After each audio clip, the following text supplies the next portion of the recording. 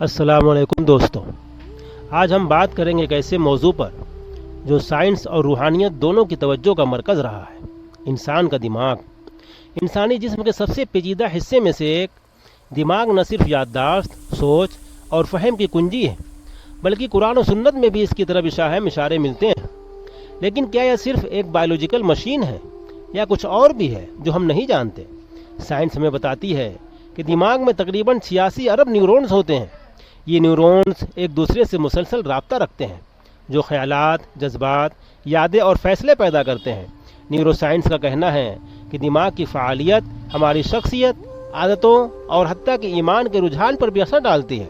قرآن میں بار بار عقل، فہم اور تدبر کی دعوت دی گئی ہے۔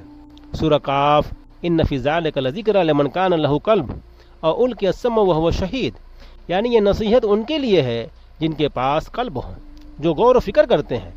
کیا یہاں قلب سے مراد دل ہے یا ذہن، یعنی سوچنے سمجھنے کی صلاحیت؟ علماء کی بڑی تعداد کہتی ہے کہ یہاں قلب سے مراد شعور اور ادراک ہے، یعنی کہ دماغ۔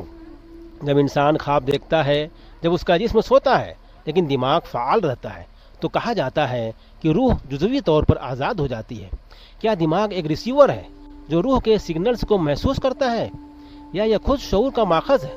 سائنس ابھی تک روح کو نہ ماپ سکی ہے، نہ مکمل سمجھ پائی ہے، لیکن قرآن یہ واضح کرتا ہے: وَيَسْأَلُونَكَ عَنِ الرُّوحِ قُلِ الرُّوحُ مِنْ أَمْرِ رَبِّي، سورہ الاسراء آیت نمبر 85۔ یعنی روح اللہ کے حکم سے ہے، ایک راز ہے۔ دوستوں، انسان کا دماغ بلا شبہ علم کا خزانہ ہے، لیکن جب ہم غور سے دیکھتے ہیں تو یہ صرف معلومات کا ذخیرہ نہیں، بلکہ ایک ایسا آلہ ہے جو ہمیں روحانیت، حقیقت اور خالق کے قریب لے جا سکتا ہے۔ یہ صرف سوچنے کا نہیں، بلکہ حقیقت کو محسوس کرنے کا ذریعہ بھی ہے۔